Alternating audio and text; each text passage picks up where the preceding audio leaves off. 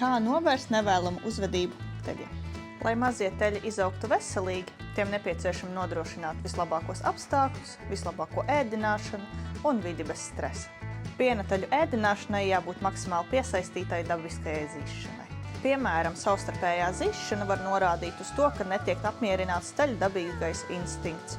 Tad viņi dodās zīst viens otru vai arī priekšmet uz tiem apkārt, kas ilgtermiņā var izraisīt dažādas infekcijas slimības un citas ilgtermiņa problēmas. Kā to novērst? Ļausim teļam ēst dabiskajā ātrumā. Tik vienkārši. Un kā mēs to varam izdarīt?